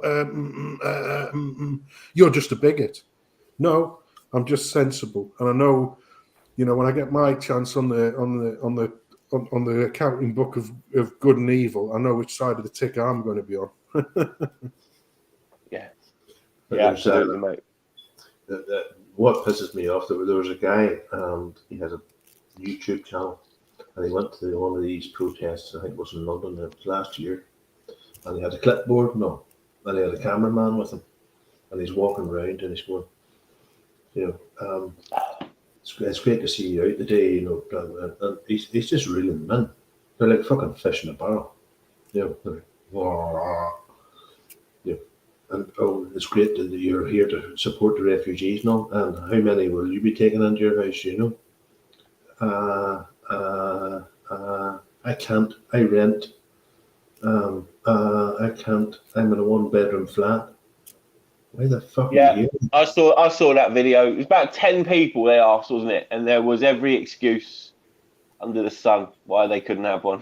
And then why they couldn't have a pet orc. You have the leader of Calais for, what is it, Calais? Care for Calais. Care for Calais. Mm-hmm. She's been investigated because she's fucking has a fucking spit roast of them lined up. She's shacking them on the way over. It all came out in the news there the other day. Cock for Claire. Cock for Claire. You couldn't write this shit, man. You really couldn't write this shit. You know, what, you couldn't find an Englishman. You know, you had to have fucking Alan Snack Bar. You know, fucking lunacy. But once again, and as we see now, you know, we've done the Liverpool thing, but even when different stories even hit the mainstream media now, and I know you've got a little interlude that you wanted to talk about. If you wanted to do that, Ragz, I don't know if it's the right point to do that. As soon as people on GB News start pointing various shit out, it literally is shut it down. We've had a whip round in our sort of globalist halls, and we demand that you shut down Mark Stein and Neil Oliver and all these other people who, you know, may be wandering a little too close to the truth. Mm-hmm. Well, they're angry with Neil Oliver because he used the term globalists, and now apparently he's up there with Hitler on the anti-Semitic scale. Hang on, gentlemen. He never mentioned the word Jewish, but the Jewish Community Council. That's what I'm saying, Ragz. That's my point. He used the term globalists, but the ADL have got that in their fucking list of hate names, you know, because they're so fragile. They're all like a fucking fly on shade, you know. Mm-hmm. Well, he didn't mention Jewish people. He mentioned the globalists. Well, it's Andrew Bridgen, isn't it, over again? You know, retweeting someone who said this is the worst crime perpetrated on humanity since the Holocaust. Anyway, so he didn't deny the Holocaust or say that Jews deserved to be killed. He just tweeted an Israeli doctor of all as well. It was an Israeli doctor he tweeted. And, well, you know what happened to him. So he's a pariah. There was a paper that an Israeli doctor, and he's a really sort of prolific doctor, wrote a paper, and he shared it. And the Tories got rid of him because he was anti-Semitic or something. That was the reason for getting rid of him, even though he just quoted what the man had said, which is actually out there. You can actually read the whole thing that this Jewish doctor actually said. You know, yeah. It's like YouTube, when you actually, because I'll mention this especially for YouTube when they're going through the algorithms. Like when we're sitting here and we're quoting actual facts that were out on GB News on Wednesday, you know, they'll go, oh, misinformation. It's all over YouTube. It's all over your own platform, you know. And that there boils my piss. Yeah. Yeah. Anyway, listen, I wanted to talk about one thing in particular tonight with you two guys, and that's the Chinese spy balloon and the sort of UFO thing that's been happening since the Chinese spy balloon. I will use that term to start with.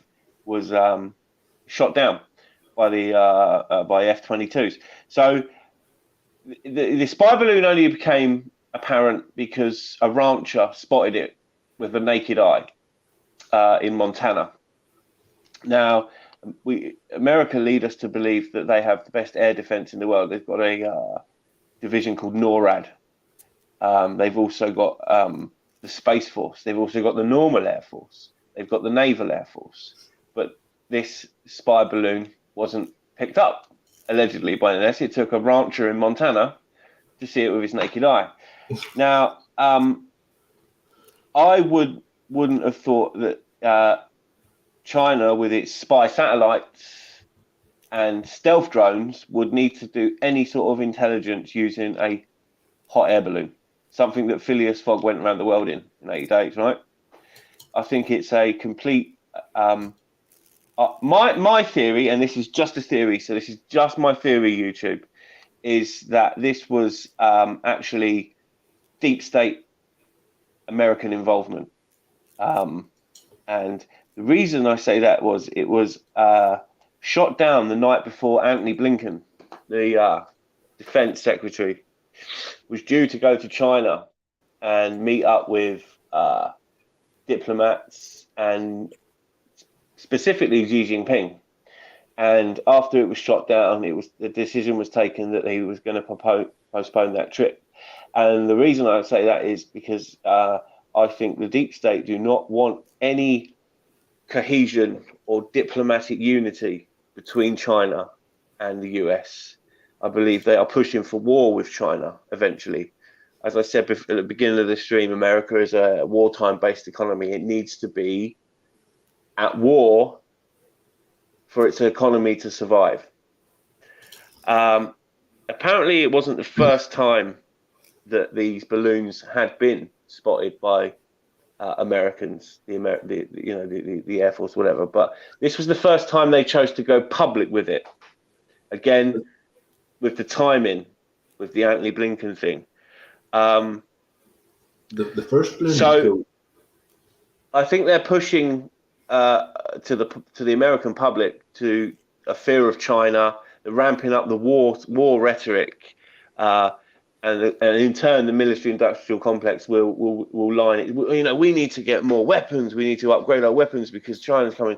And again, the military-industrial complex will benefit from that. It makes zero sense to me to try and gather intelligence from a hot air balloon. But apparently, now, gentlemen, that plane or that bubble, I call it the balloon, when it came down, apparently it hovered above certain states in America. Right. And it had highest grade cameras on it, and it had this on it, and it had motors to steer it and stuff. This all came from, I think, was it Fox News? And has that been like? Have the public seen any of the debris? Has it been identified there, like where it could have come from? Apparently, it was also loaded with C4. So I think if they hadn't shot it out of the sky, self-destruct mechanism or something on it. Sensum, you were going to say something there, mate.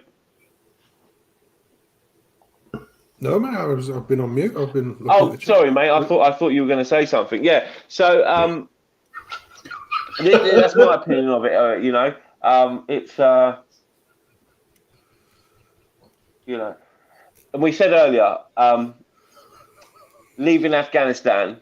Well done, Mouthcat.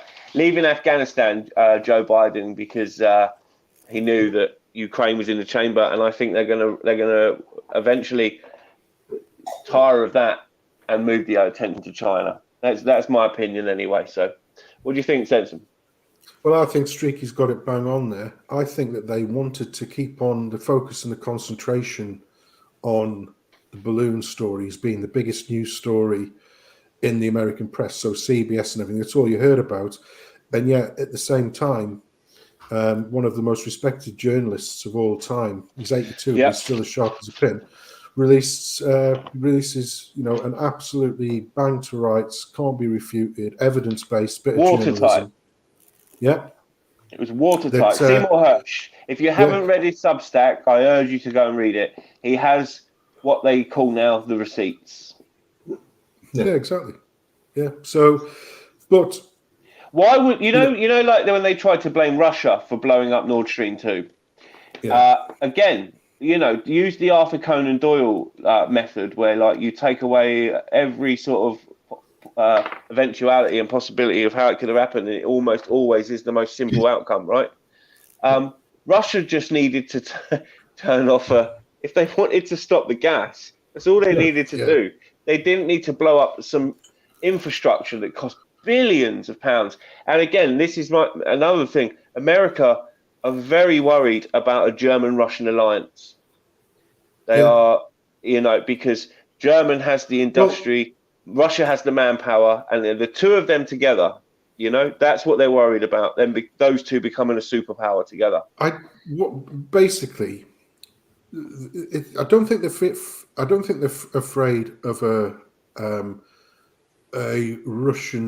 Russo-German. But if those two were tied to each other, so the tentacles were so close, like economically and energy and that's a different thing. So they'd never go to war with each other again, and America hates that fact. Well, that's exactly the reason why, because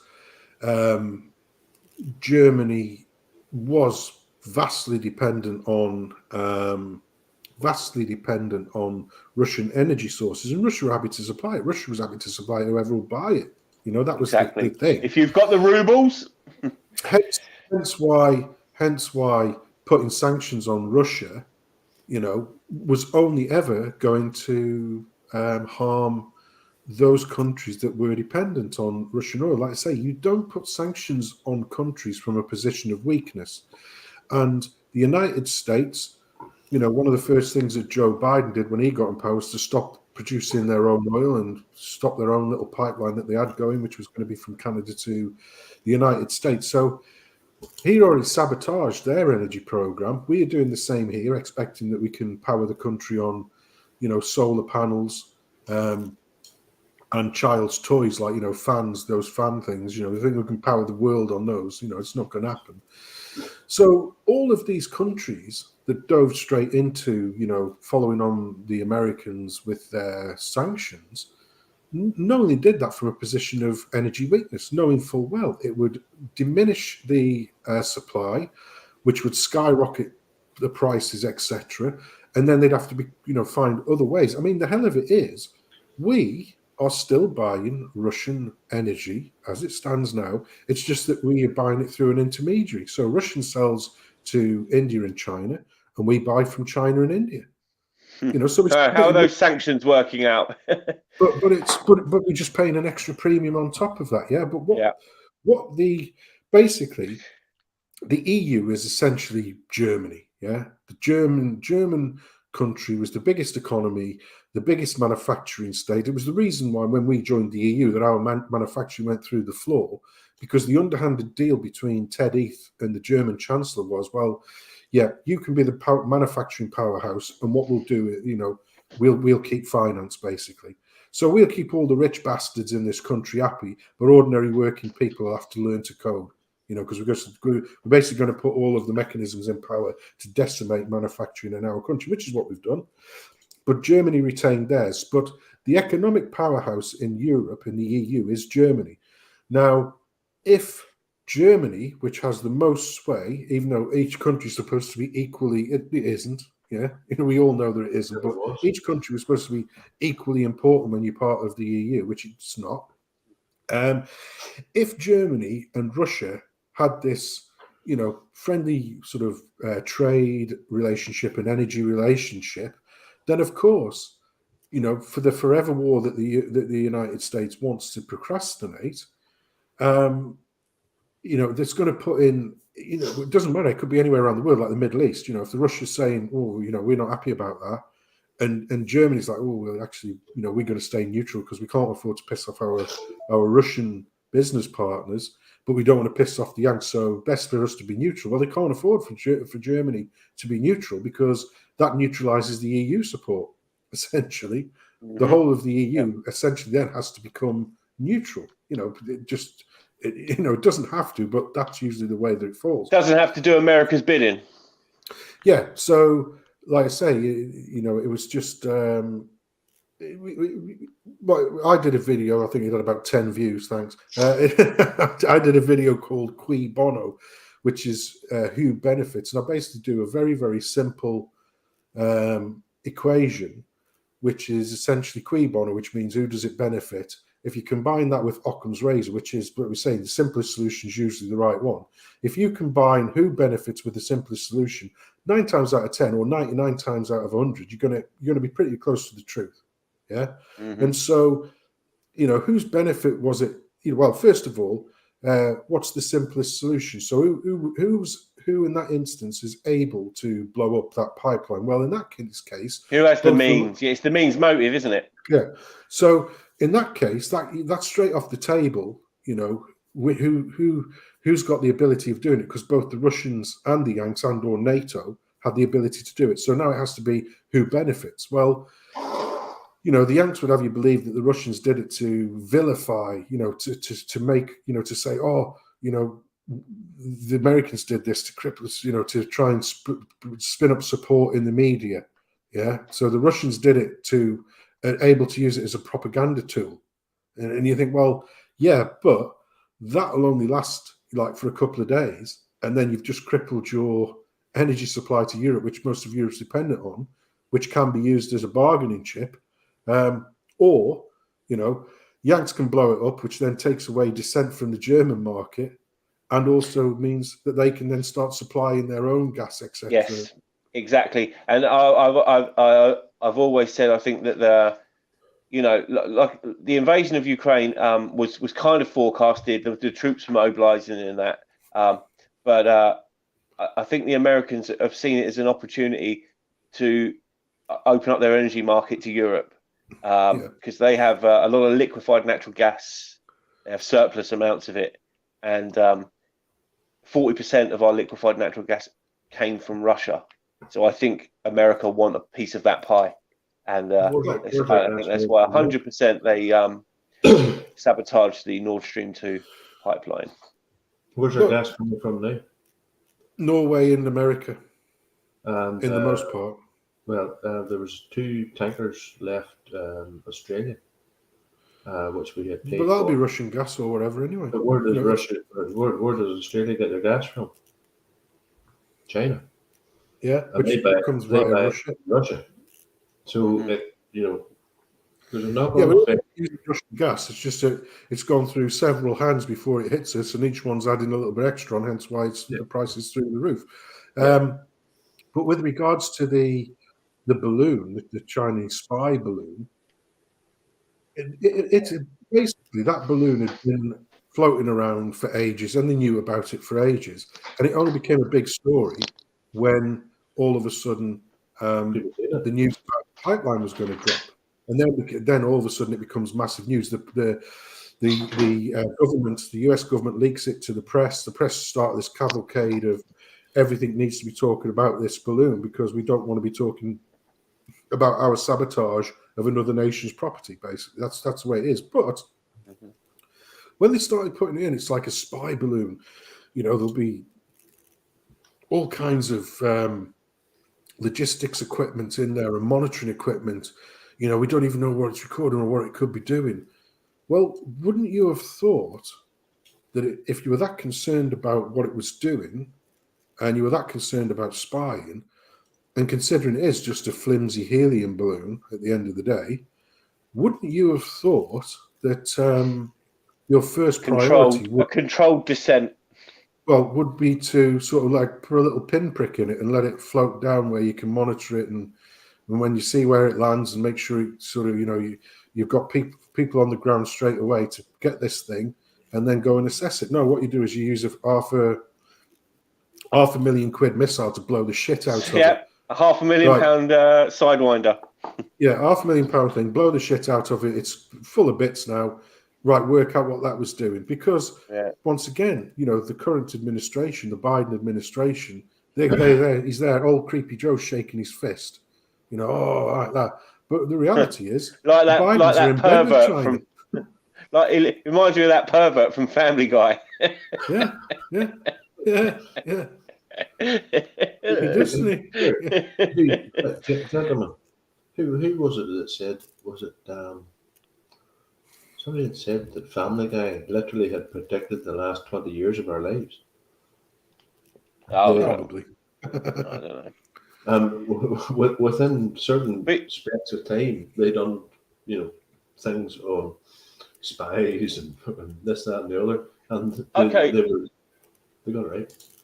So following on from the Chinese spy balloon, Sensum and Ragz, there's been another thing shot down over Canadian airspace. Something that apparently was the size of a car and whatever. Right, I've not heard too much about that.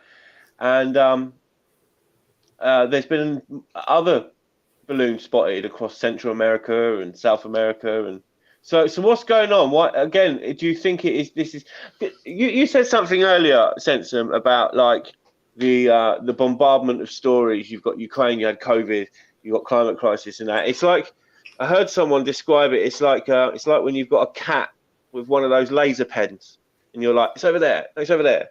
I'm gonna get it. No, it's over there. Oh, it's over there. Do you know what I mean? It's just you're moving them from one thing to another, and they don't take any of it in. They don't think about it critically.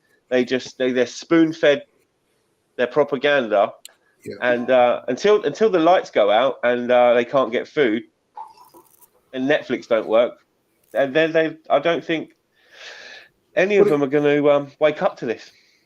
But it's there's also the it's a well-known tactic in legal situations. So there's this thing called the right of discovery. So if somebody's bringing a lawsuit against a big firm, and they have to provide the plaintiff's legal team with all of the information surrounding what's going on, so pertinent to that case. So it could be industrial accident, it could be illness, it could be any crap like that. So what they do is, because that company, as much as they would like to, that company can't say no, we're not going to give you that information. So what they do instead is, even though you have asked for information with regards to this specific you've asked it for information in regards to that specific case that you're bringing for your client against this company.